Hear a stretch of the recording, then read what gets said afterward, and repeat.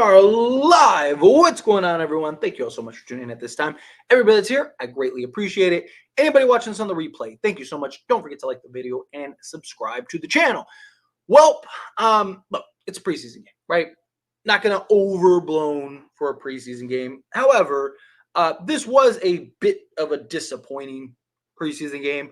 I always say, like, I don't care what the end result is. Care about the minutes in which the guys that matter are in the game. What does our actual rotation guys look like? How are our actual rotation guys playing and performing? You know, are they getting it done on the defense side? Are they getting it done on the offensive side, right? And I've defended them even in losses. I've defended them in wins because I only care about the 9 to 10 guys that are actually going to play. The 9 to 10 guys that actually matter. And within the scheme in which they matter, right? Like, I don't care about Dalton Connect and Max Christie in the fourth quarter where they're taking 15 shots in a quarter. They're not going to play that role. They're not going to have those opportunities in an actual game unless they're just like shooting the lights out insane, right? They're going to play within a box, within a frame, right? But this game was very sloppy, right? I mean, from the turnovers to the lack of ball movement and assists, I'm all for taking shots and getting our 3-point totals up, right? 40 a game, whatever. However many you want to do, that's fine. But big difference between just getting shots up just to get shots up and actually creating and generating quality shots. You know, if you look at just the surface, if you look at the stats, I mean, the Lakers and the Warriors were equally bad, right? Like, the Warriors didn't shoot great. The Warriors didn't shoot the lights out. It wasn't one of those things where the Warriors were just like in fuego and we just had no way to stop them, right? Like, you look at their 3-point percentage, they finished the game at 31.1%. You look at the Lakers' 3-point percentage, they finished at 27.5%, right? Like, the Lakers took in total, they took 40 attempts, they got to their 40, and then the Warriors took 45 attempts, right? Like, you look across the board, even field goal percentage, all of it. But where you see the differences is in the rebounding, right? You look at the rebounding department, there was 63 to 55, right? And then even offensive rebounds, right? Like, Lakers get 15 offensive rebounds to their 13, but they were like nearly doubled us in offensive rebounds when the guys that mattered were in the game, right? It kind of balanced out later in the game when the Warriors just stopped carrying and stopped trying, right? Like, it's those little things. And then assists are the biggest thing, right? The Lakers, before the starters went out, only had like 12 assists. They finished the game at assist total of 20, but they only had like 11 or 12 midway through the third quarter. Where you look at the Warriors and their assist total, they finished at 33 assists, but they were at like 23 when our starters and guys ended up leaving the game. So you had one team that was moving the ball, getting quality shots and getting quality looks. You had another team that was just chucking up shots. Again, I don't mind. Like, the Warriors were missing shots, but they were generating the looks. If the Lakers just had a bad shooting night and that's all that was, I wouldn't really care so much, right? Bad shooting nights happen. But it was the lack of ball movement. It was the lack of the quality shot. Guys were just kind of almost like, when you're messing around and shoot around, you're just kind of throwing stuff up like, oh, watch this. It's kind of how it felt at times. I mean, if it wasn't for Anthony Davis, the game would have been over at the end of the first quarter, right? Like, or I guess second quarter, because they did look good in the first quarter, right? And, again, this is when you want to work on those things. This is when you want to work, like turnovers, you got a new offensive system, also even just adjusting to the shot selection and kind of trying to stay within the realm of what you're trying to accomplish come the regular season and stuff, right? Like, there's things and factors that you look at and go, okay, like, you can understand to a point kind of what the deal is here. But then you look at just the schedule we have going up and how much we need to kind of get things as nicely wrapped as possible. It's like we got to do a better job of just the details. I still have concerns with our perimeter defense. Our perimeter defense doesn't look great. Rui Hachimura, I liked his aggression. Even Austin Reeves, I liked their aggression. I liked how they were going and attacking guys. I liked that they weren't settling too much. They did settle, but they weren't like ridiculous with settling. However, it's the liability, particularly with Rui, when on the defensive side. I mean, he's getting torched. Right? Like he can't stay in front of guys. He's getting bodied. Like, and right now I get like what's your better option, but it's why I default to when Jared Vanderbilt, if he comes back and he's healthy, yeah, you almost have to start him to better balance out the roster. Now, I will say Rui's rebounding has been so much better. It has been very refreshing to see the rebounding that he's been providing, but it's just, again, there's some real concerns here, right? You look at Rui, he was a -7 overall on the team. LeBron was a -13. I'm not really worried about LeBron. I'm not going to get on LeBron too much. It's preseason, and I trust LeBron. But like Reeves, -10. D'Angelo Russell ended up being a +2, and Anthony Davis became a +3. All right, but it's just better efficiency. It's better shot selection. It's taking care of the basketball. It's crashing the glass. It's doing the little details and little nuances that really matter. It's doing those things that really count. And the Lakers got to do a much better job because, again, we don't have the cushion. We don't have the leeway to start the season. Our first 5 games, we could look up and be 0-5 to start the season. Now, look, I really like this team still. I really do believe in this team. That doesn't mean that we don't need a trade. It doesn't mean anything. And I'm not trying to say that this is like, that's it. It's panic mode. Lakers are trash. Like, no, nothing like that. We've seen them look good in some of these other games. But this is a good example that I can point to and really kind of break down and go, hey, these are the things that the Lakers did really poorly that we need to clean up. We need to do a better job on, right? Because there are also things that even in some of the good games still have their struggles, still have their issues. So we gotta kind of balance that out better and do a better job of just kind of, operating within the margins, as JJ Redick likes to put it. But anyway, let's get into the chat here real quick. If you haven't liked this video, hit that like button.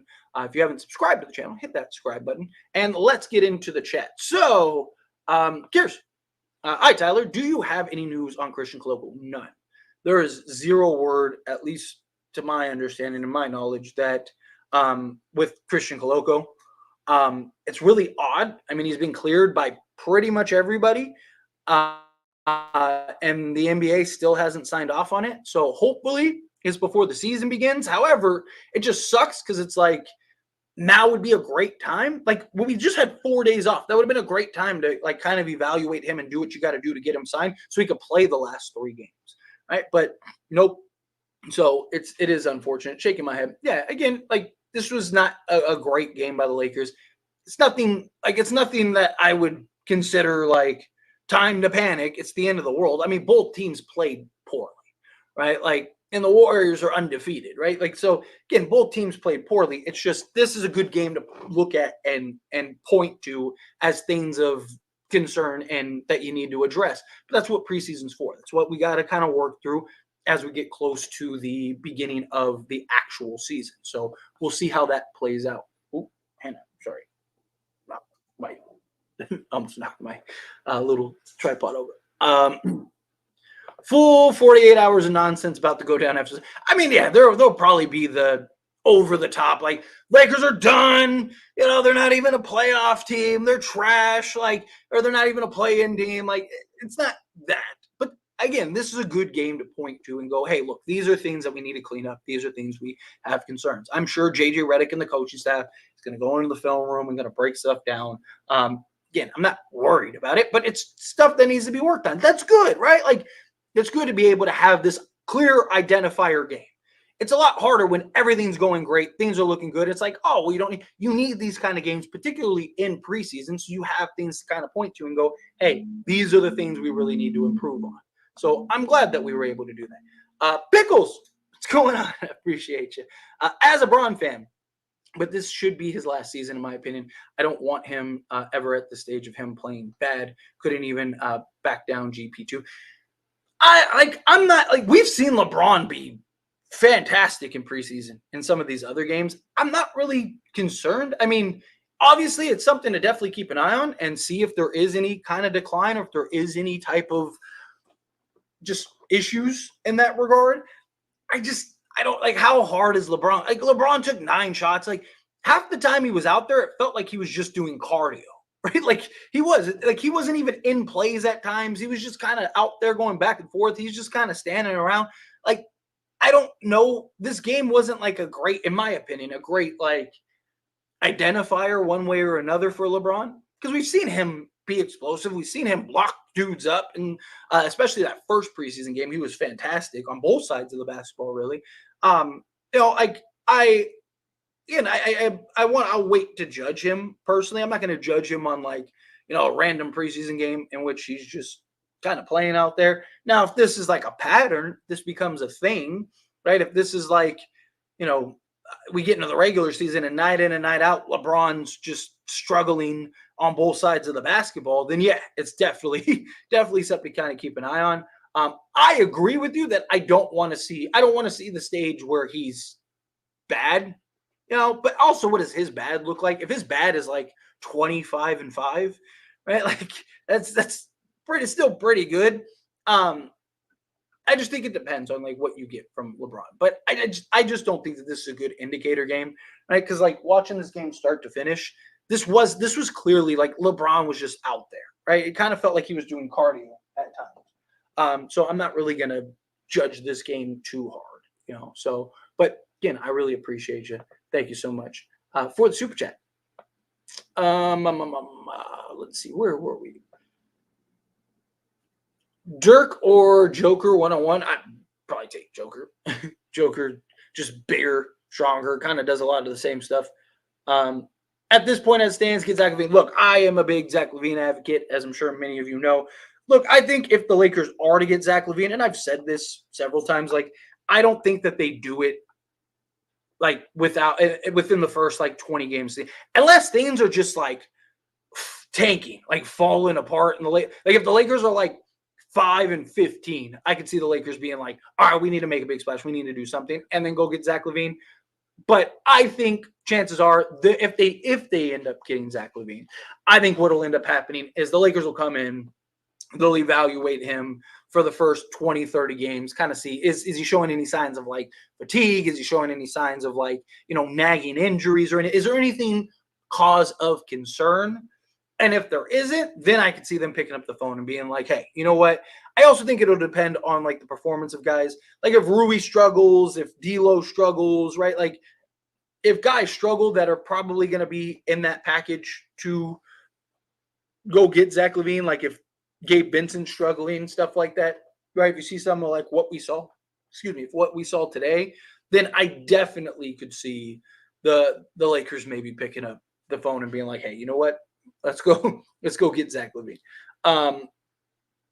Let's see. I know this isn't the popular thing to say, but I'm not mad at Pelinka at all anymore. Laker fans need to wake up. After a thoroughly thought it through, the spot is because of Genie's mentality. Let me see. Made a ring roster, upgraded that 2021 when AD and Braun asked for Russ. When a heel trade was already done, you can't expect Rob to not listen to his boss when tell him to listen. Rob mind was not focused on Westbrook at all, but before and brought him to the mix, he was focused on heel DeRozan and whatnot. It's Genie's job to pragmatic about the best path to succeed.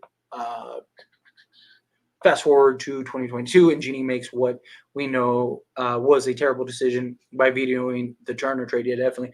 That Pelinka has done. That plus a Reeves plus Heald for Buggy and Murray would have given us a chip.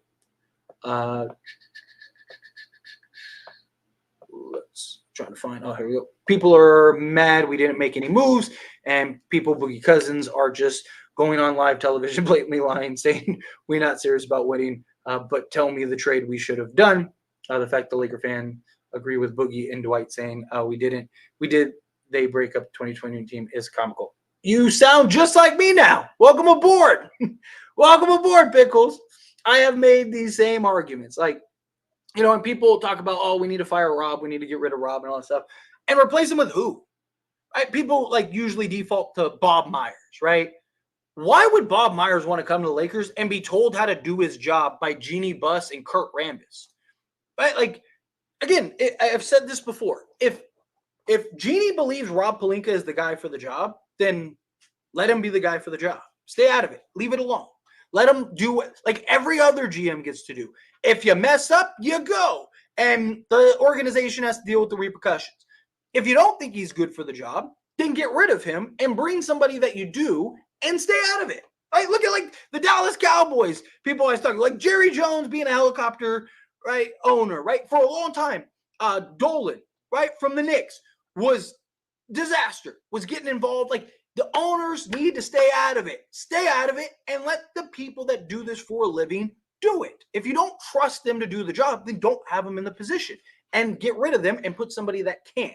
Right? As soon as James Dolan got distracted with the Sphere here in Las Vegas, all of a sudden the Knicks are a contender, right? Like, and that's not coincidence. It's because he was too busy to care about being a helicopter owner. And Leon Rose was able to was like, okay, now's my time. Boom, boom, boom, boom, boom, boom, boom, boom, boom. Right? Again, like what respected GM wants to come to Lakers and be told what they can and cannot do the entire process? It's silly. Like no one's going to want to come to the Lakers to have to be told how to do their job. Right? So again, if you believe in him, believe in him. If you don't, then get rid of him. Right? I defend Rob Pelinka all the time. People are like, how can you defend him? Because look at the circumstance. Look at the actual, like what has actually happened. The guy turned water into wine several times. They told us that there's no way in hell that we're trading Russell Westbrook and getting anything of value. All offseason and all season long up to the trade deadline, all we heard was it would take 2 firsts just to get rid of Russell Westbrook, just to get rid of him. And everyone said Rob Pelinka, he's being too patient, he's being this, that, and the other. And then ended up pulling off a trade, and we ended up in the conference finals. And now people are upset. The guy's done a trade in every season he's been in office except for last season. Right? Like, I don't understand why people don't think if something's there. Right? And I say it all the time. Like, who are we supposed to get? Like, I'm very big on Zach LaVine. Very big on Zach LaVine. All of the issues that people complain about Zach LaVine on are all the same issues that they want for other guys, right? So like I see so many people that are like, go get Jeremy Grant. And then I'm like, yeah, but we should get Zach LaVine. And they're like, oh, terrible contract, injury prone. Zach LaVine's played more games than Jeremy Grant the last like 5 years. I mean, if you minus last season, right? I understand last season he played 25 games, but also he didn't want to go to Detroit. So how much of it was just like he didn't want to go to Detroit, right? Like, because even Chicago was like, wait, you need surgery? And then like he just went and had surgery. Right? Like, but you look beyond that. It's like 77 games, 67 games. I think it was like 52 games, 60 games, 65 games. The guy's playing what every star in the league is playing, right? He's on a bad contract. So is Jeremy Grant. Jeremy Grant only plays like 45 games a season. Like, you look at Cam Johnson. People want Cam Johnson. Cam Johnson, the most games Cam Johnson has ever played in a season is 66 games, right? Like all these guys are available for a reason. All these guys are available because they're on bad contracts and teams want to get off them and or they're injury prone and don't make sense for the team that they're on. Right? Like people aren't just giving away great players just to give away great players, right? Like there's a purpose, there's a reason. Or you have to do what the Knicks did and greatly overpay. I mean, if Lakers went and made that package for Mikal Bridges, fans would be in the streets rioting. Like, what is Rob Pelinka? He gave up 5 firsts for Mikal Bridges, but because the Knicks did it, and like the Knicks haven't been relevant in 70 years, they're like, great move, right? It's circumstances. It's looking at the whole picture, in my opinion. The Lakers shot 36% from the field. Dalton isn't shy when it comes to, yeah, he's definitely not shy. But I mean, that's kind of his job, right? He's a rookie. When he's out there, shoot the ball. If you can get the ball, if you can get it off, right? I'm not really worried about him because he's not going to get 16 attempts per game like he is right now in summer league or in preseason. Right now in preseason, I think he's averaging 16 attempts per game. How many did he get in this game? He got 15 attempts, right? So yeah, I'm pretty sure he's averaging like 15 or 16 attempts during the race. He's not going to sniff that unless he's like 15 for 16 from 3 in a game. He's never getting that many attempts, right? And if he does, then there's probably a problem. Like everyone's sitting out. Right, for whatever reason. Hopefully it's because the Lakers locked in a playoff spot and they're resting everybody. But, like I'm not – like the rookie, you're not worried about it. He's only going to get probably a handful at most on a good night, maybe 10 field goal attempts.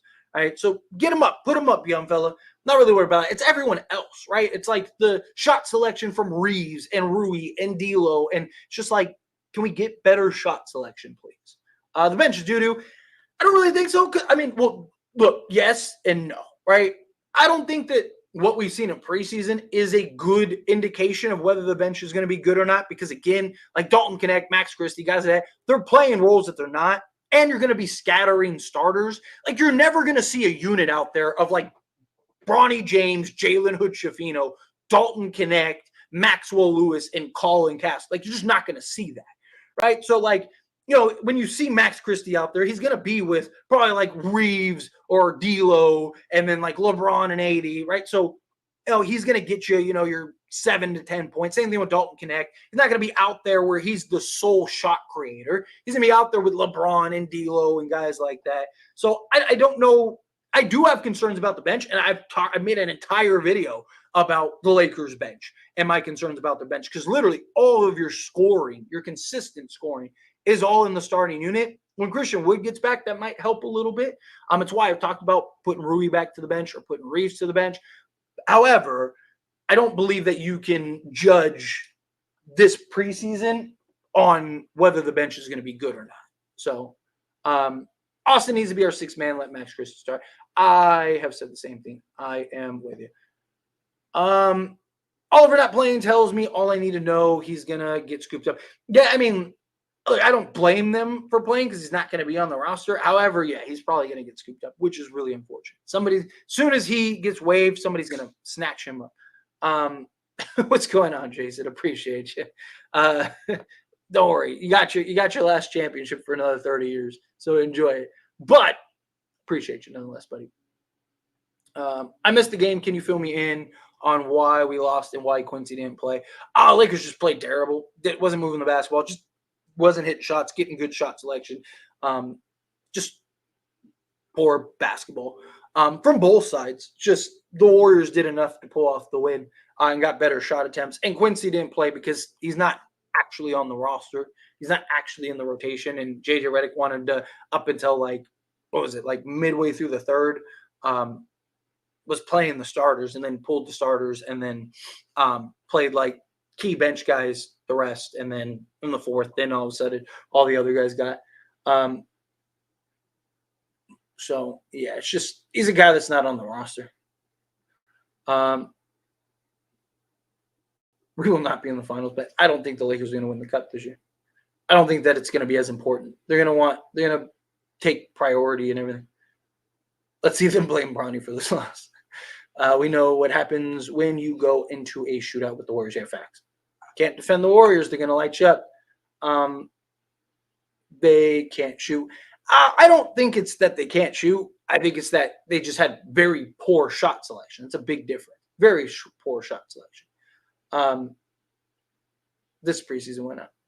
The Lakers, yeah, if you're talking about Connect, yes, agree. The Lakers looked best when AD was playing at power forward. I mean, Lakers looked best when AD was on the court, period. AD was the only thing. This game would have been over before the half if it wasn't for Anthony Davis.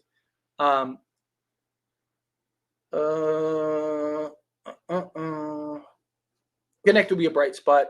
At least excited to watch him grow this season. Yeah, I mean, he definitely will. And look, like he's a rookie. He's going to have his roller coaster. Right? Like he's going to have games where he's like 6-9, and then he's going to have games where he's like 1 of 11. Right? Like that's just how it's going to be. I mean, most shooters and scorers have games like that. And now you're asking a rookie to come in, but it's about just continued growth, seeing progress, right? What are the other little things that he does? Can he handle things on the defensive side? Is he getting torched every possession? Is he helping rebounding, right? Is he doing other things besides just jacking up 8 shots a game or whatever? Let's see. What's going on, Bucket? Tyler Kirst. I know, darn it. Happy midseason fatigue is crazy in the middle of preseason. Let's see. I see the Lakers will be trash this year. We'll see. Come back to me if that's the case. Don't go nowhere if it's not. Max Christie 0, huh? Yeah, I mean, he only took 3 attempts, right? How many attempts did he take? He took what? Yeah, he took 3 shots in the whole game. He only played 16 minutes. I'm worried about a 3-point shooting. I am not if we get better selection. I'm worried about our three-point shooting when we're just jacking up 43s just to get 43s up. That's my concern with putting a limit on the amount of threes we want to get up is it's incentive for poor shot selection. I'm not saying JJ Redick shouldn't have said that and shouldn't have done it. He should have, but it's always a concern, right? Because it's his first year coming in, right? He needs to vocalize. He needs to put it out there. You see a team like the Warriors that, they get 43s up a game, right? Go look at Steve Kerr when he first got to the Warriors, right? He talked about, we need to get X amount of that, right? Because you're coming in, you're trying to vocalize, you're trying to establish and set what you want. But eventually there's just that comfortability of like, all right, we need to try to get, it doesn't have to be 43s, but we're trying to get a, good amount of threes up a game. That's the idea, right?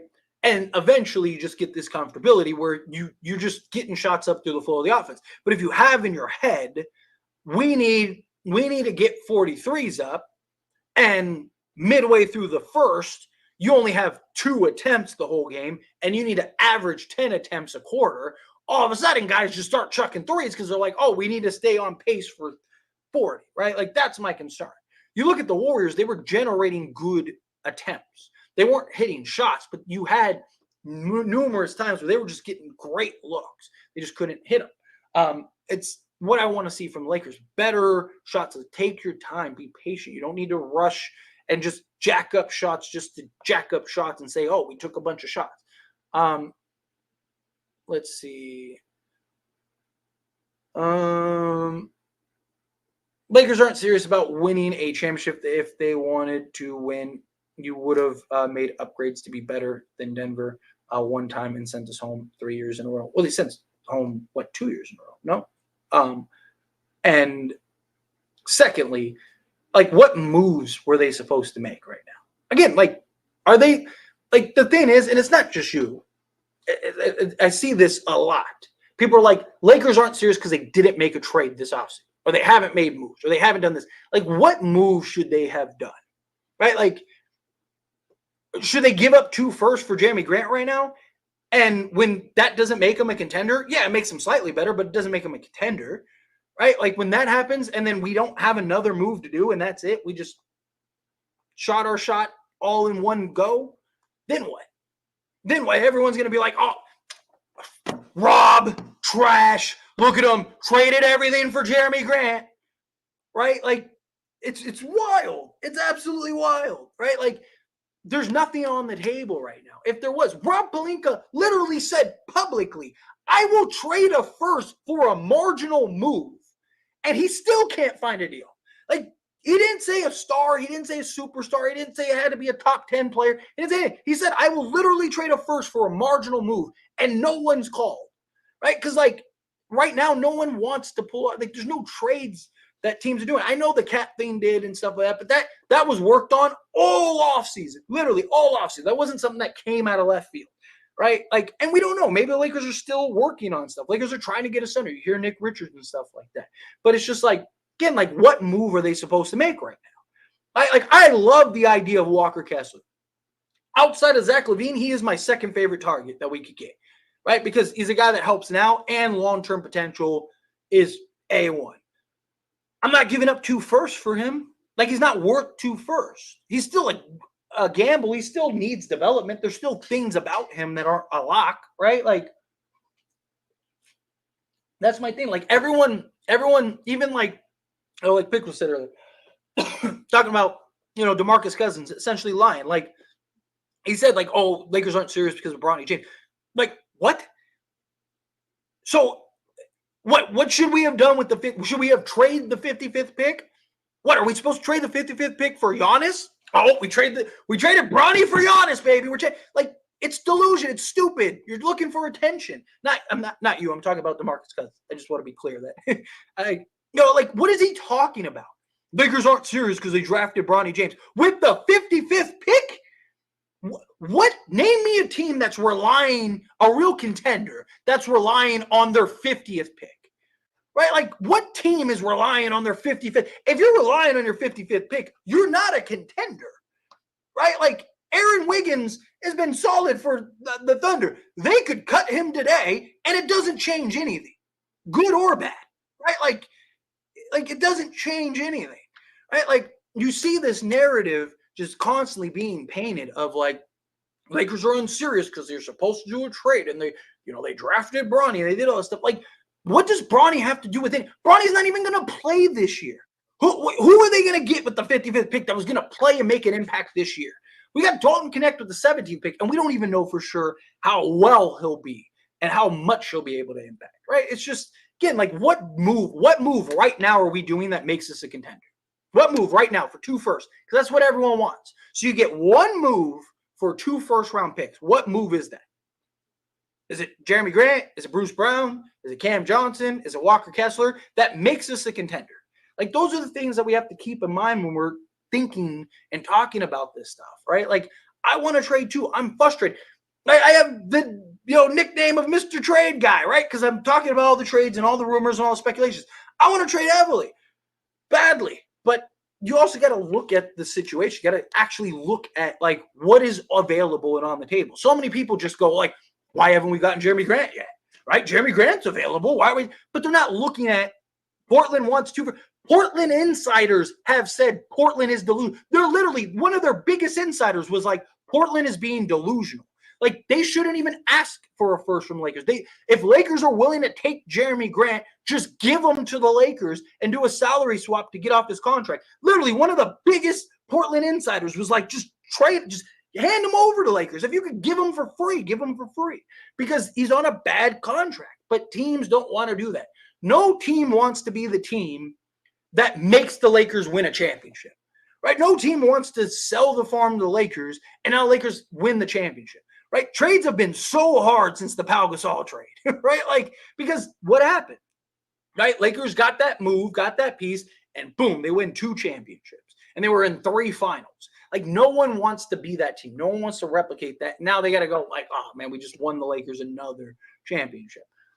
Lakers tax is a real thing. 1-3 in preseason. I would like it to end on a 3-3 more, though, before it starts. Problem is that the Lakers, like, main guys are probably not going to play. Maybe not even these next 2 games. Our next 2 games are back-to-backs, which is the silliest thing ever. Like, why are we playing back-to-backs in preseason? I'm disappointed Olivari didn't play either. I'm with you guys. But I get it. I get it. How do you build around LaVine, LeBron, AD on a max contract? I know you can trade Cam Johnson. You can't trade LaVine when you get him. You might not be able to trade Cam Johnson, right? Because Cam Johnson, if Cam Johnson could be traded, like, the Nets have been trying to trade Cam Johnson since the trade deadline, and no one's even tried, right? Like, part of that is just the asking price. Like, teams don't even want to give up a first for Cam Johnson. Why? Because he's injury prone. He plays 40 games a season. Again, the most games that Cam Johnson has ever played in a season is 66 games. Not average, not like 5 times in his 9 years or whatever he's played, right? No, literally 1 time he's played 66 games. If Cam Johnson was this just like tradable guy, why aren't teams chopping at the bits to get him? Right? Like, the only good thing is that like Cam Johnson is on a reasonable contract. So when he's expiring, you could probably move him, and he's not like 4 or 5 years. Right? Zach LaVine, like, here's the thing. Zach LaVine, 1, you're going to get the new TV deal. So his contract is not going to be as bad. 2, you have plenty of depth. Like, a lot of people are like, oh, Lakers wouldn't have any depth. Okay, well, let's see. You'd have Austin Reeves, Zach LaVine, LeBron James, Jared Vanderbilt, Anthony Davis. That's probably your starting 5, right? Then, let's see. You have, bare minimum, you have Max Christie, you have Dalton Connect, you have Christian Wood, and you have Jackson Hayes. It's the same team you have right now. Literally. It's the same team you have right now. Just instead of D'Lo and Rui, you're turning them into Zach LaVine, right? Like, you still have the same thing. You need to go get like a backup guard. Well, people want Quincy Olivari, right? Well, guess what we can do? We can now sign Quincy Olivari, right? Or you bring in a Jordan Goodwin or something, or you bring in a Dennis, Dennis Smith Jr., right? Like, bring somebody like that in, right? Like, depth, you're fine. Talent, you're fine. And this guy behind me, LeBron James, can take whatever he needs next season. right? So like that's a big thing that people keep forgetting. LeBron was willing to take like a $20 million discount to go get Valanciunas.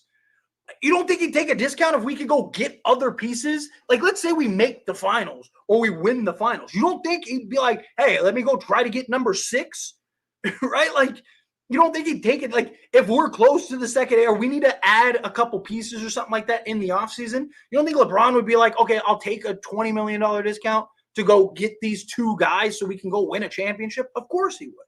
Right? Like, so many people are worried about Zach LaVine's contract. No matter who you trade for, you're stuck. Right? The only thing about Zach LaVine that's a benefit is you still have all your picks. Right? Like Cam Johnson, like you're not getting a first. Like if it doesn't work with Cam Johnson, it doesn't work because he can't stay healthy. So you're trying to get off of him. Right? Like, which at that point, what team is trading for him? You'd have to give up assets to get rid of him, or you'd have to wait till he's expiring. Well, his contract is just as long as Zach LaVine's. At least Zach LaVine, you have 2 firsts to where if you do need to get off of him, like, let's say Steph won't be a free agent, but Kyrie, let's say Kyrie's like, hey, I want to sign with you guys, clear salary. You can go call up, whatever team, San Antonio that has all this cap space, be like, hey, we'll give you both of our first plus a pick swap to take Zach LaVine, right? Like, and they're like, oh, we're not going to be anything for another 2-3 years. Like, we can ride the contract and we got a bunch of firsts and have I'm just using Spurs as an example, but you get my point, right? Like, one option, you still have flexibility. Another option, you don't, right? Like you trade for Cam Johnson right now, you have to give up both firsts. Now, could that price drop? Sure. And then the Lakers would probably do it. But they're not trading both firsts. At least Zach LaVine, you don't have to give up picks. It's just a clean salary swap. And then at that point, you could take those 2 firsts and you still have other tradable pieces that you can turn into another guy or 2 if you wanted to. So that's the difference. The last thing the Lakers should be worried about is his contract. Like, his contract's not the problem. It's just, can he play enough games and create enough impact to warrant the contract, right? Like, if he comes in and he's, 22, 5-5, and the Lakers win a championship, are you going to care about his contract? Are you going to be like, man, but we're paying Zach LaVine $40 million? Like, no, you're going to be like, Zach LaVine just won us a championship. Pay him $60. Like, like no one's going to care.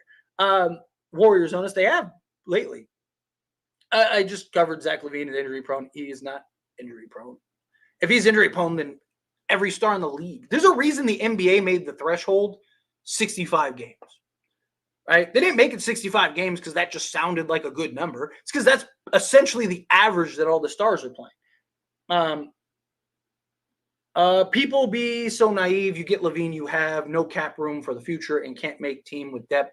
I just answered this. I literally just answered both of those problems. So yeah, you would have salary. You still have salary flexibility and you still have plenty of depth.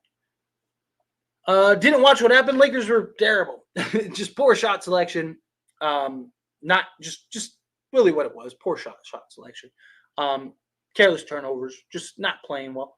The Lakers should have had a trade done.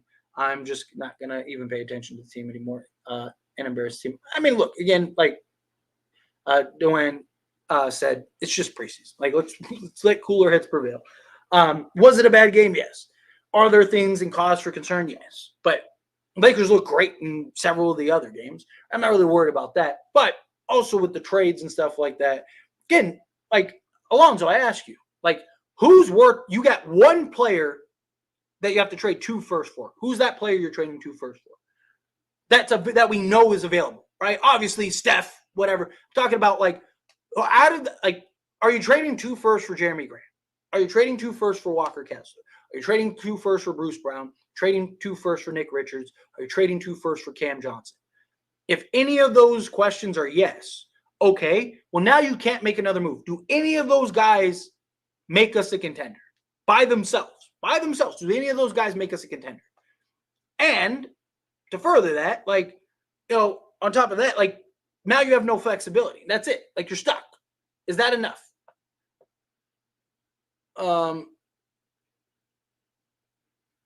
Rob not made one move.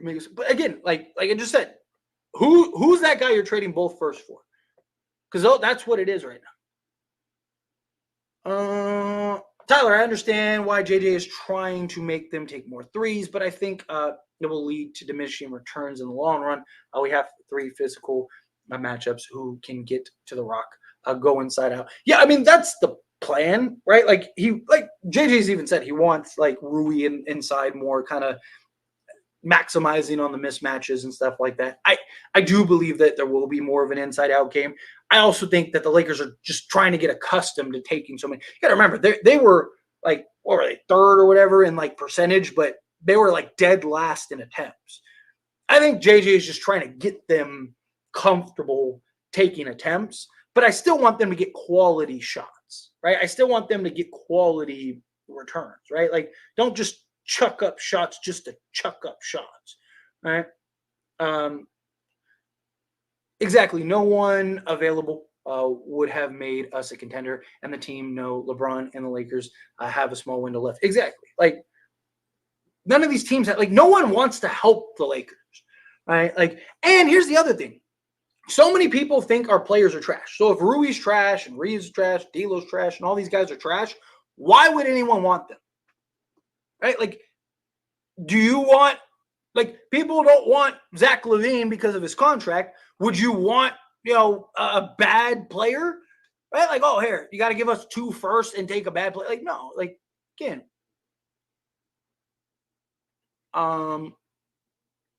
What did Lakers do to prove that they're trying to win a championship? Kept the same team, which, again, camaraderie. Denver did it, and they won a championship, right? Like, you look at the Warriors. They did it. They won a championship, right? Like, you look at teams that do that, right? Like, we always talk about continuity. 2 years ago, we were all like, man, we got to stop this roster turnover. We got to keep continuity. We got to keep continuity. We got to keep continuity. Lakers keep continuity, and everyone's like, oh, they're trash. Also, they got better coaching with a better offensive system, carved out an entire new essential organization from top to bottom outside of like owner and GM, but literally new training staff, new directors. They created an entirely new job description just to try to like get ahead of the curve. Like if they weren't serious, they wouldn't have done any of that stuff. They would just have ran it back with Darvin Ham. Right? Like if they weren't serious about winning, run it back with Darvin Ham. Why even fire your coach? Right? Like why do any of that stuff? Snakes and ladders.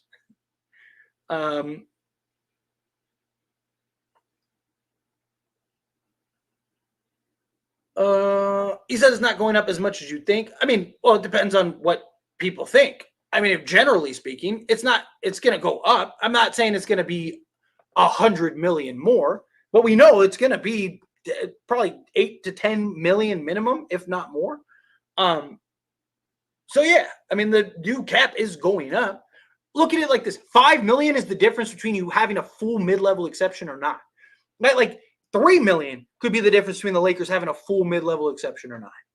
Right? Like there's things that like even if it goes up 5 million, right? Like that's the difference between the Lakers now having flexibility to go get 2 guys to add to the roster.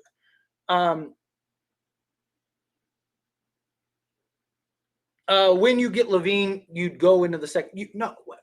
How did you come up with that? Lakers cannot exceed in a salary trade, right? So if the Lakers trade for Zach LaVine, Lakers have to send out more money, right? How would they go into the second apron? Lakers aren't in the second apron right now. Lakers are below the second apron, like 45,000.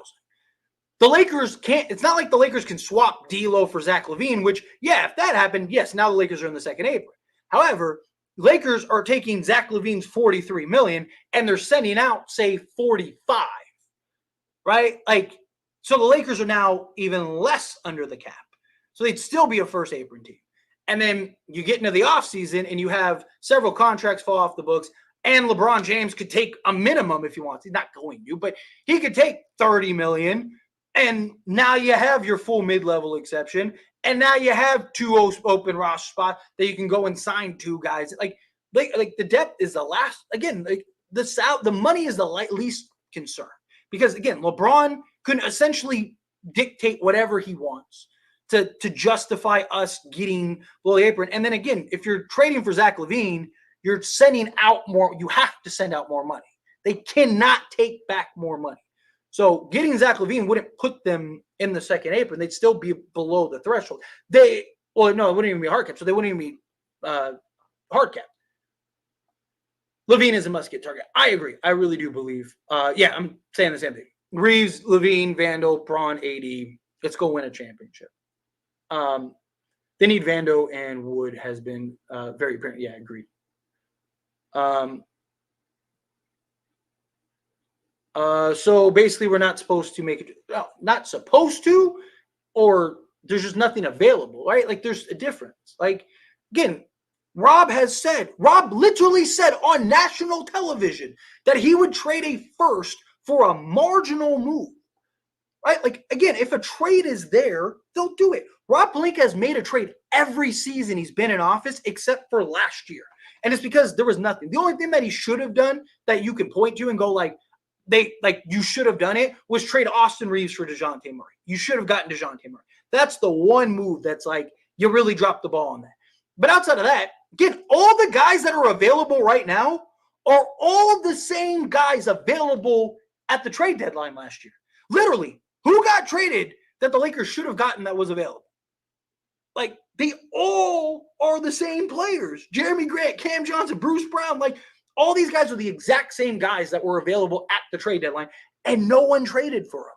So the Lakers are supposed to trade for them and overpay for them? Make it make sense. Make it make sense. I don't get it, right? Like, I would rather lose. You can get worse. I'd rather lose to Denver in the first round than be handcuffed for the next 4 years and we're not doing anything. Right? I'd rather at least have the potential of when that comes, you do it.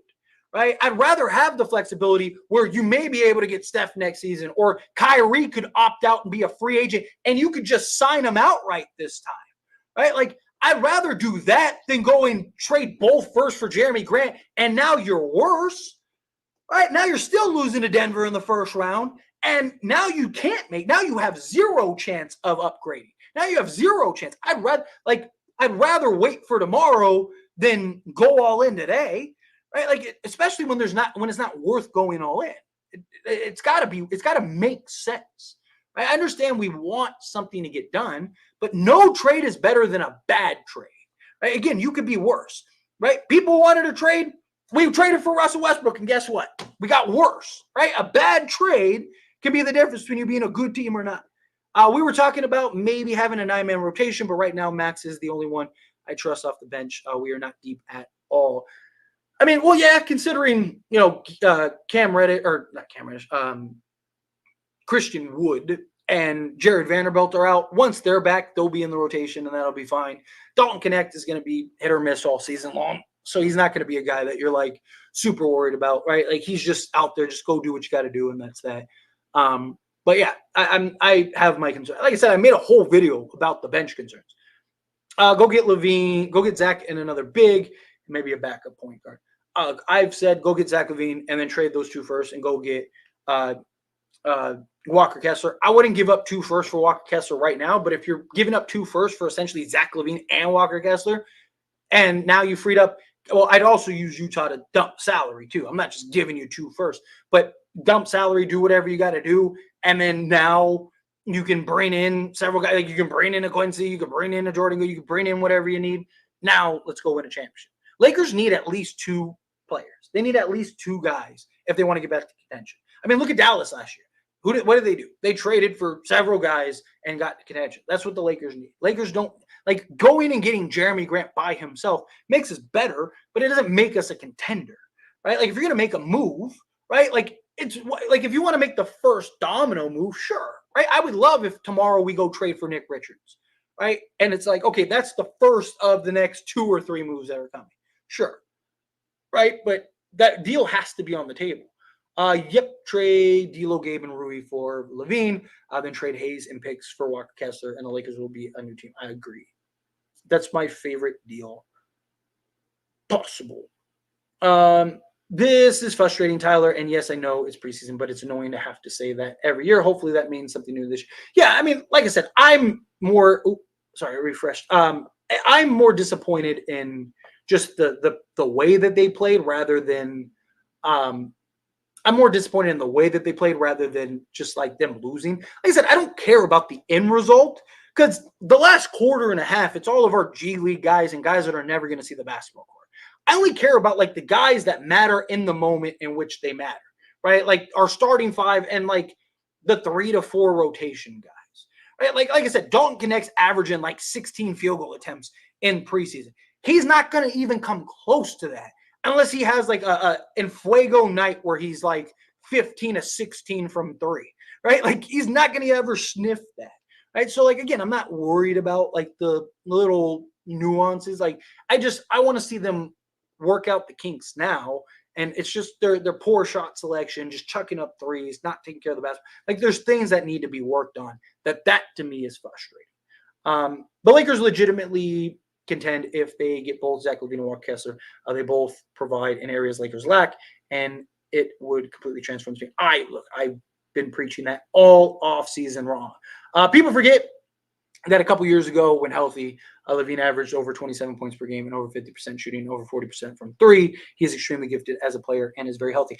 Zach LaVine played 25 games last year and still dropped a 50 piece. It's like there's players that are elite scorers that have never dropped a 50 piece, and Zach LaVine did it like it was a Tuesday. Like Zach LaVine is literally everything we need in a player. It's just you need to make like I believe the Lakers will wait at least 20 games before they make a decision. Like you want to at least make sure because he is coming off of surgery, right? He looks healthy. He looks great. Like he looks great, right? Like he's looking like a guy that's trying to make a statement. Like, hey, come get me. However, I think that the Lakers, like even if it's me, as bad as I want Zach LaVine, if it's even me, I'd be like, I need to see him. I need at least 20 to 30 games. Just make sure there's no fatigue. Make sure there's no like knick-knack things that like could be concerning. Game 50, right? Like you got to be patient. As frustrating as it is, you got to be patient. But I want Zach LaVine before Kings, Pelicans, Grizzlies, Indiana. I want him. I would trade him sooner or later. Thing is that so like there was a report that the Kings are front runners for Brandon Ingram and Zach LaVine. Not that they're going to get both, but like both of those guys are like names. I do not see Kings. I could see the Kings trading for Brandon Ingram. I do not see him trading for Zach LaVine. Would DeMar DeRozan even want them to trade for Zach LaVine? Right? Like you got to imagine DeMar DeRozan is going to have some type of say. I don't think like the thing is that none of those teams need Zach LaVine. Like the Pelicans need a center. They don't need Zach LaVine. Like the Kings need a 3-and-D wing. They don't need another on-ball isolation scorer. The Grizzlies, that's the last thing they need too. Like they need more size. They need a 3-and-D wing because Marcus Smart is playing that.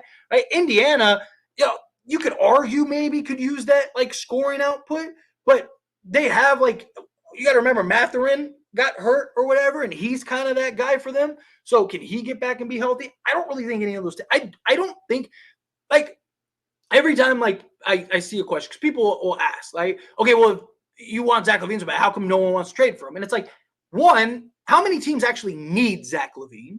Two, how many teams can actually trade for Zach LaVine without tearing the roster apart? Right? Because not everyone can just trade for a $40 million contract and still have a competent enough core like the Lakers could, right? Like most teams already either have their guy or they're tanking to go get that guy. Right? Like very few teams need a guy like Zach LaVine, right? Like, and also how many teams again want to cough up that salary, right? It makes sense for the Lakers because they don't have any of that stuff. Right? It makes sense for Lakers because they need that. Like that's a real need for them. Right? How many teams actually need Zach LaVine? Like not very many, if at all. And I don't see teams just going and trading for Zach LaVine just to keep him from the Lakers. Like, just got to tighten up the defense and get AD and LeBron James back to being ready. Not because they carried us all year yet. We'll be fine. I'm not, like I said, I'm not worried about it. Just there are little things, little nuances. LaVine is 100%. I have yet to hear a good argument for why Zach. It's always the same. Like his contract and he's injury prone. Okay, well, outside of last year, he played 77 games, 67 games. The guy's averaging 65 games a season, like every other star in the league. His contract isn't going to be that bad because LeBron James can take a discount in the offseason, and you can do that. Like, I have yet to hear anybody tell me a non-basketball reason why we shouldn't get Zach LaVine. I have not heard one person give me a real, here, the reason we shouldn't get Zach LaVine, and here's why basketball wise. It's always contract, it's always injury history. But again, he's played more games than most of the stars in the league the last 5 years, not counting last year, but that's because he just didn't want to go to Detroit. And then again, like, I don't care about it. Like, is people really going to be mad if we win? If we get Zach LaVine and win a championship, is everyone going to be like, well, it's stupid because we have to pay him $40 million. Who cares about the championship? We have to pay Zach LaVine $40 million. Like, no one's going to care. Everyone's going to be like, good job, Rob Pelinka.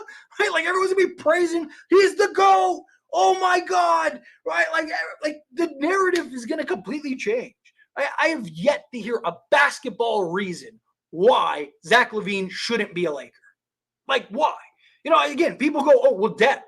I just listed, literally, we'd have 9 to 10 guys. JJ Redick only wants to run 9, right? Like, and you'd still have roster spots to go get other guys if you wanted to. And you'd still have assets to go make other trades. So if you do have a need, guess what? You can go get it. Right? Like, you could still go get Nick Richards, right? Go get Nick Richards. Go get Walker Kessler, right?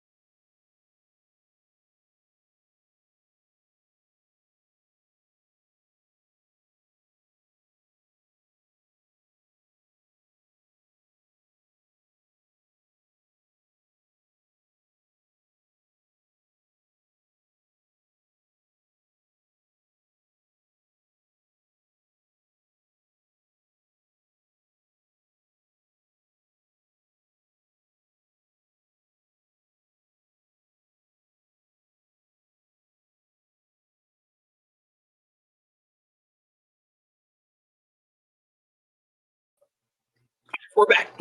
Sorry, my laptop died. I saw it pop up, but usually I have a little longer. It must have got sick of me screaming and yelling at my rants. But thank you guys for waiting around. Sorry, my laptop died. I was like, oh no, I like panicked. Again, it's easy to say it's comedy, but again, I challenge you. Give me a reason, right? Like, it's easy to just troll and say like, oh, it's stupid. Oh, it's dumb, right? Like, I could say that about anything. Oh, well, that's comedy. Give me a reason.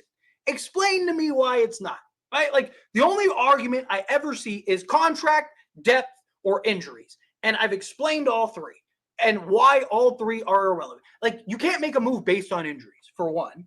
If that's the case, no one would ever trade for anybody or do anything, right? Like, Dame was injury prone and Milwaukee went and got them, right? Like, you know, Kristaps Porzingis was injury prone and the Boston Celtics just won the championship, right? Like, again, I'd rather get the redundancy out. Our backcourt, both guards can't play defense, apply pressure on the rim.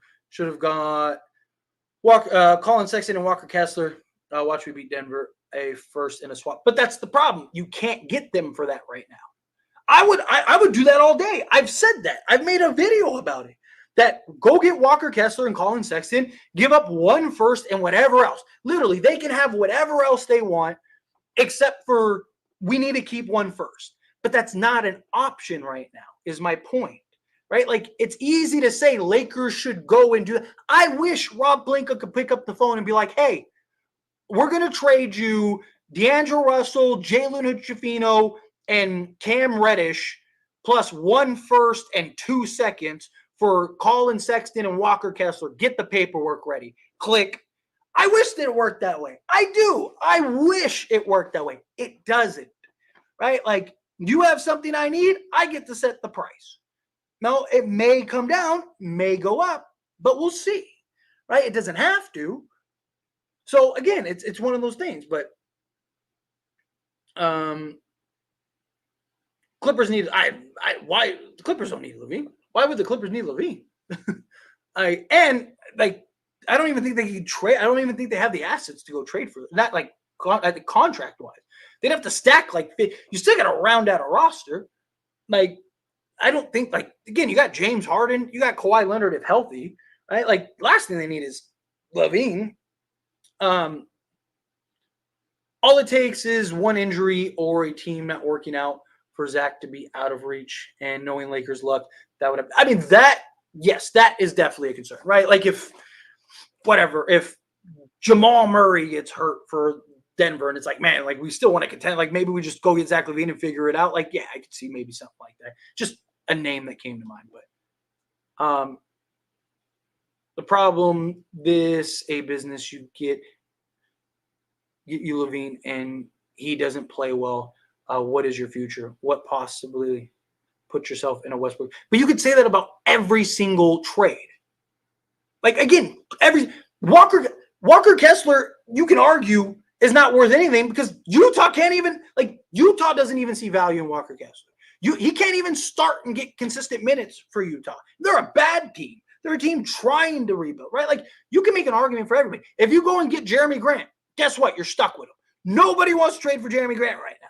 And you just gave up your picks. The difference with Zach LaVine is that we have picks. So you can do other moves. And why wouldn't Zach LaVine work? I mean, Zach LaVine makes more sense fit-wise than anybody else that's available. Like fit-wise makes perfect sense. The only concern would be the injury part, right? Is if he gets hurt and now you can't flip him and it just doesn't work out because he's only playing 20 games a season. But you could say the same thing for Cam Johnson. You could say the same thing for Jeremy Grant. You could say the same thing for all of these guys. You know what the difference with Zach LaVine and those guys is? You still have 2 first-round picks. You still can do moves. You can still make things happen. And you might even be able to get off of Zach LaVine in his contract because Chicago, there was rumor that Chicago was willing to give up a first to take Zach LaVine, and you had like 7 teams lined up to maybe potentially take on Zach LaVine because they were like, oh, if we can get a first for it, that makes sense.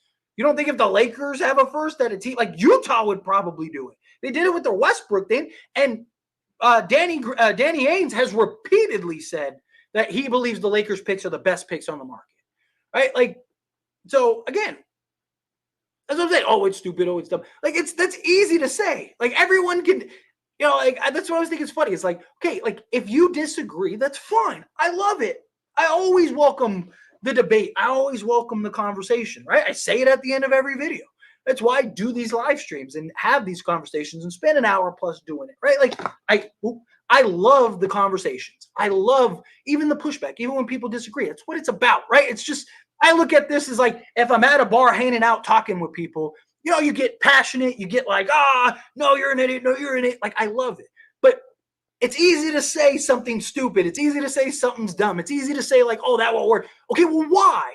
Why? Because you're not adding or bringing anything to the conversation. Like, at that point, you're just trolling or you're just saying stuff just to say stuff. If you disagree, fine. Like, I respect the hell out of Brooke with no money, right? Or Broke with no money, right? Like, again, he's clearly pushing back, but he's giving at least discussion, right? He's giving his points as to why he disagrees, and that is beautiful. I love that. I love this. I respect this. This is what I love to see. Like that's what I want to hear. Right? It's easy to say, oh, that's stupid. Oh, you're an idiot. Okay, why am I an idiot? Like, can you explain? Otherwise, you're just looking for attention, in my opinion. Right? Because why else are you doing that? Right? Like, if you just want attention, just say, hey, I'm leaving this comment for attention. Perfect. I'll give you the attention you want. I respect it more. But if you at least bring something to the table, is my point. Dollar streams are so underrated, bro. Doesn't sugarcoat. Look, that's what you always give me, 100%. Right? Like, I'm always like, right or wrong. Look, when I'm wrong, I always say, like, hey, I was wrong on that. My bad. Like, you're just going to get it. Right? Like, I am who I am. I'm not going to not be who I am, Most sane Laker fan. Well, thank you. I appreciate it. Like I say all the time, I am literally just a Laker fan. Like you said it perfectly. Like I'm just blessed enough to have an audience. I'm blessed enough to have a community where I get to talk and scream and yell and talk about the Lakers and people want to listen. Right? I'm blessed to be in this spot. But I'm nobody. Like I'm just a guy. Like I'm just like, I'm a fan like everyone else that just got fortunate to be in a position to talk. Like, so believe me, like I'm always gonna be like honest. I'm always gonna tell the truth. Like I'm not like I don't work for anybody. I don't do it. Like it's literally me, myself, and I. Like, so I don't have to like watch my like, oh, I gotta be careful when I say this, or I gotta be careful when I say that. Like, no, I say whatever I want, whenever I want. The only thing I try not to do is like curse, which is really hard sometimes. But the only reason I try not to curse is because ad revenue and stuff like that, because you just get better ad revenue because it's more family friendly. So but outside of that, like I care less. Curious to see what our dress rehearsal looks like Thursday night. Yeah, so like this was supposed to be like a mini dress rehearsal. It didn't go well, but I'm curious to see how the dress rehearsal goes as well.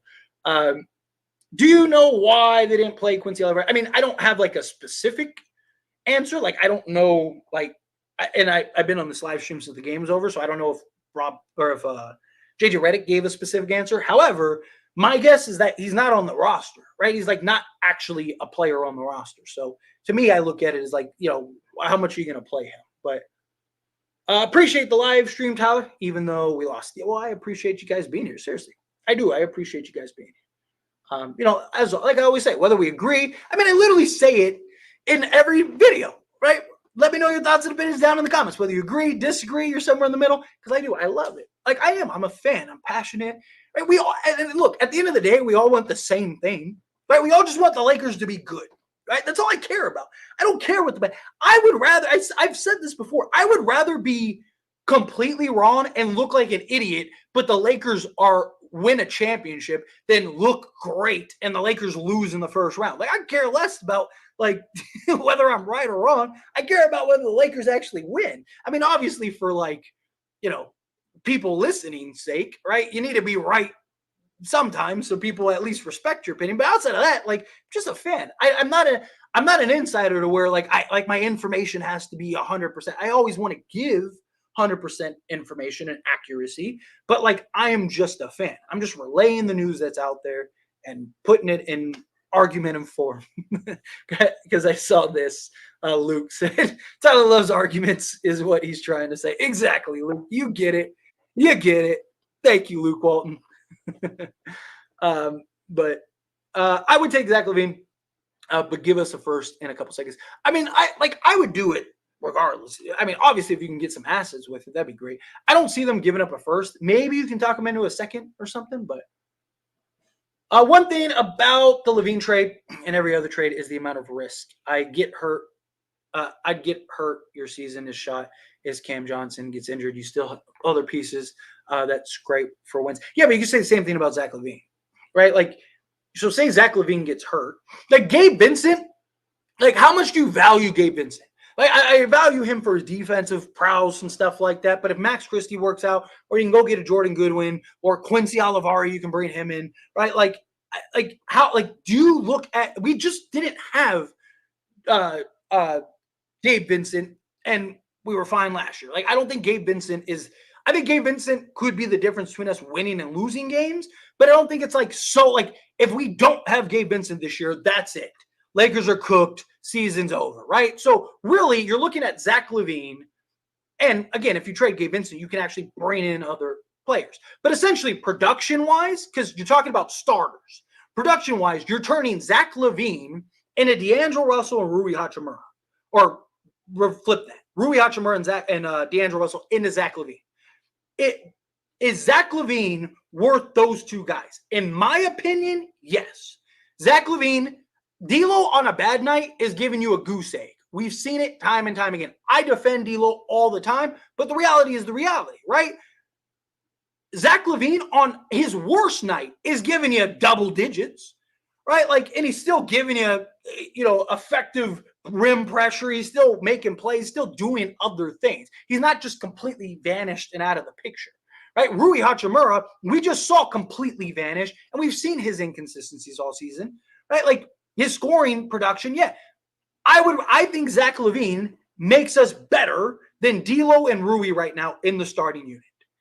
right? Like, if we lost D'Lo and Rui right now, is the Lakers season over, or are they still able to scrape together wins, like you said?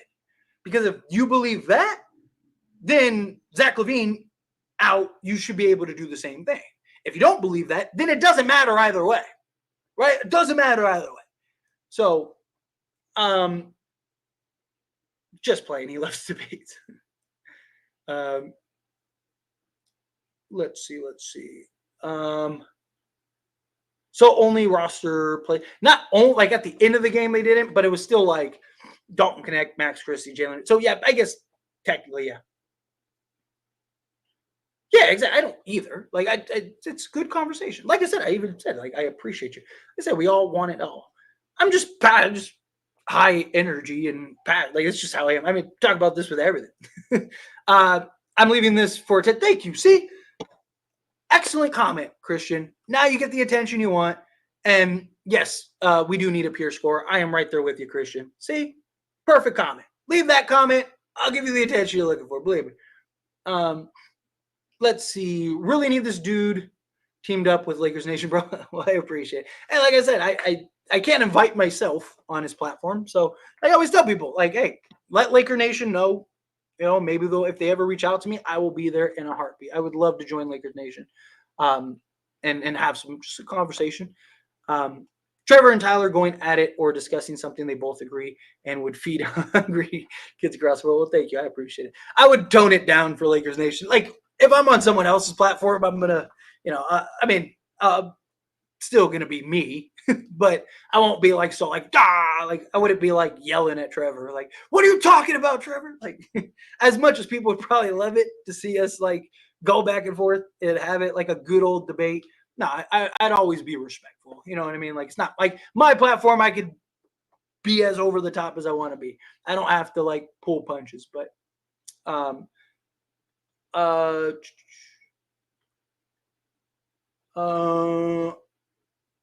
let's make a light bet we'll be back in the play-in. I actually believe that the Lakers will be in the playoffs for sure.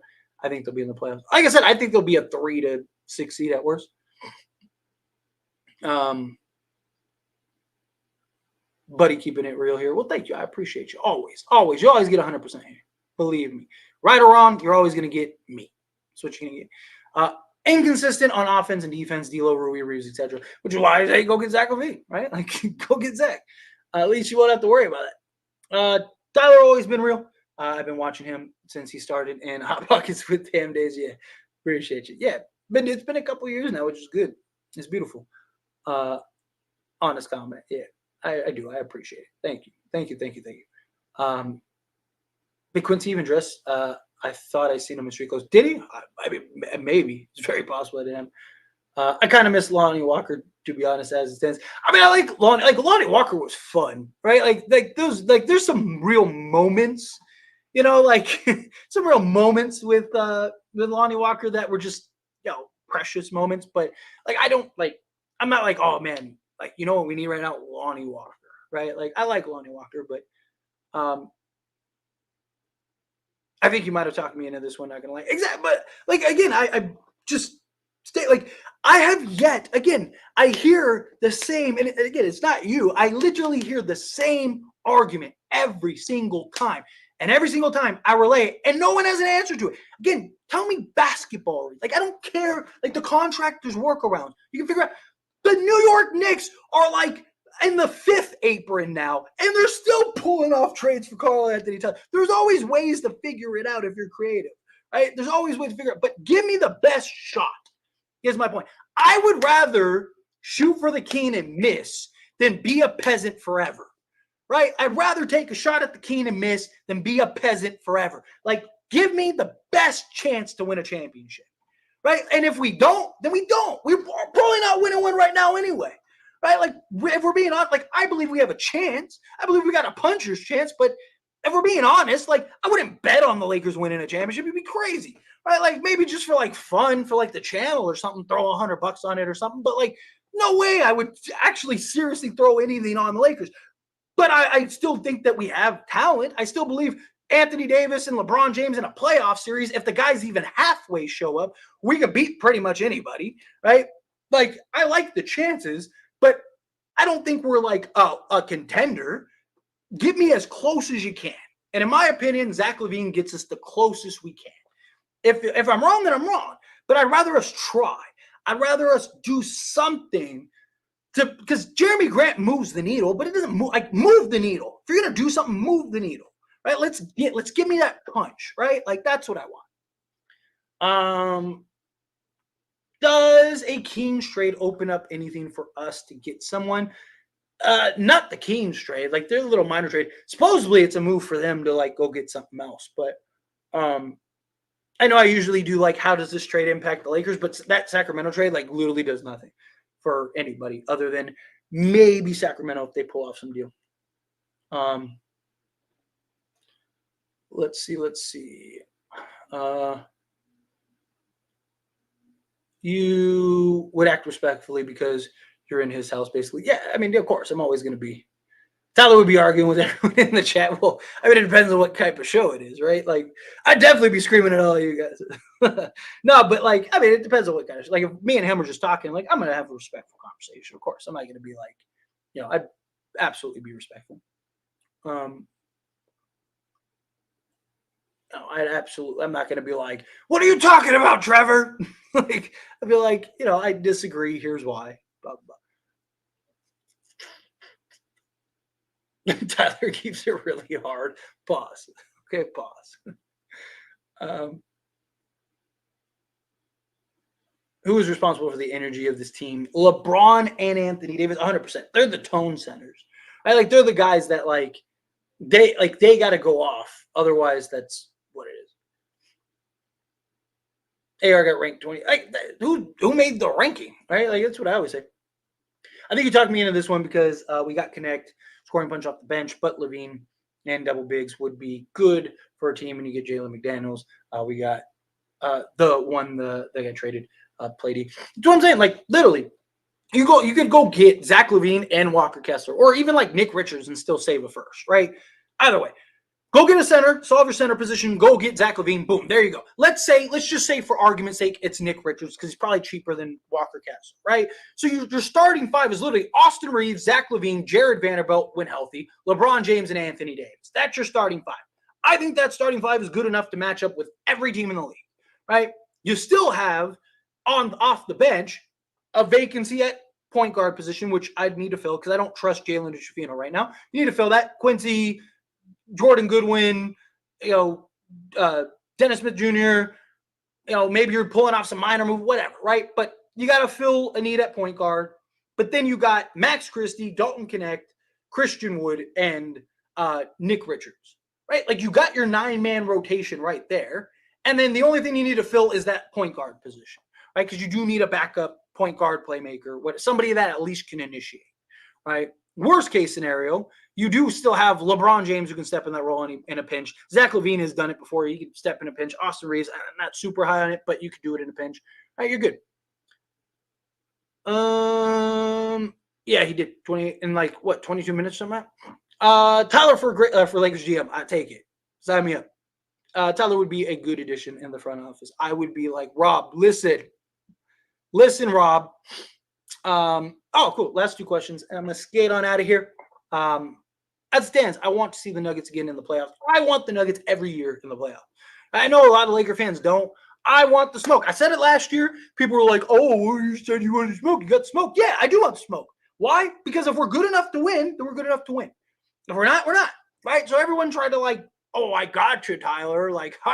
You said you wanted the smoke and you lost. I also said if we lose, then that means we're not good enough to win a championship, and I'd prefer that, right? I don't want to go to. I mean, obviously, I want to play as much Lakers basketball as possible, but we're either good enough or we're not. We're either good enough or we're not. Make your pick,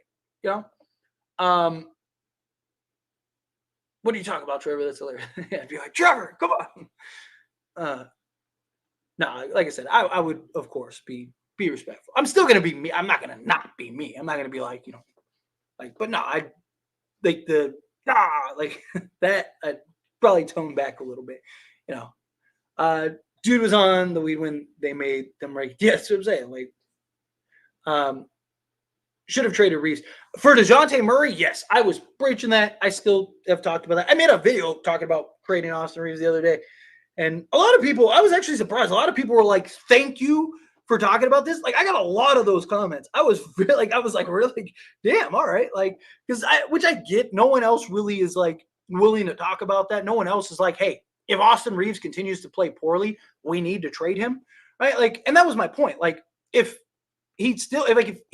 I'm not saying trade him. I'm not saying you have to trade him right now, but if he continues to play poorly, at some point it's like you got to get value for him. You got the smoking inhaled. Yeah, appreciate the lives, Tyler. I was in Lakers Nation Live earlier as well, and both of you willing to have these comments come in and respond. Yeah, of course, always. I appreciate it. I really do. Cousin, what's going on? I think Rui and Reeves, you came in at the perfect time. I was just about to skate out of here, but I gotta answer your comment real quick because I always appreciate you. I think Rui and Reeves are the same value. Realistically, they essentially have the same production throughout the season. So why do people value Reeves so highly? I think it's one, contract wise, right? Rui's contract is bigger for trades, right? So like, for example, like let's say we want to trade Jeremy Grant. We'd trade D'Angelo Russell and or we could trade Rui, Gabe Vincent, and Cam Reddish. Boom, you go get Jeremy Grant. But say you want to add Austin Reeves, right? You would have to trade Austin Reeves, D'Angelo Russell, and like Jalen Hood-Schifino plus, right? Like it's just that extra $5 million is the difference between, having to fill in another roster spot or two or not, right? I think the other side of it is that, like Reeves, you can justify, like Rui is a power forward, right? Like he is best at the power forward. He's a power forward that has to play small forward because of LeBron James, right? Like I believe Rui would be much better slotted to the power forward position. So you basically have a guy that is out of position where Reeves, you can, like, even if you make other moves in other trades, you can still slot him in that position or slide him over and it still works, right? Like Rui's really best at power forward and not really anywhere else, right? Which isn't a bad thing. He's excellent, right? Like I like Rui a lot, but I think it's just fit, redundancy. I think it's also for Rui because I do think if Rui goes to the right team and gets the right role, I think he could be money, right? I think it's a combination of things. I don't think it's just like, I think it's value. It's the contract is better, especially with the new CBA and all that stuff. Contract's better. It's also better for trades. You're right. They give you kind of similar production. But I think one is slotted out of position and will never really be able to be slotted in position as long as you have LeBron James. But as long as you have LeBron James, you're trying to win a championship. So if you can turn Rui into a need, better to do that and now you clear that redundancy and then trade Austin Reeves, and now you still have that redundancy with Rui, or you have to bring him off the bench. And then how does Rui feel about that? And like, you know what I mean? Like you could solve one problem to open another is the point. But anyway, again, I appreciate you. I saw your comment and I had to get that real quick before I skate on out of here. But I'm gonna get out of here. I appreciate you guys. I got to record some videos, make some videos for Manana. But you guys are awesome. I really do appreciate you all. Thank you for hanging out with me. On the way out, please hit that like button, hit that subscribe button. You people are beautiful. And hopefully we get the next one. What? We got not tomorrow, with Thursday. Is it Thursday? Yeah. So see you guys then. Peace.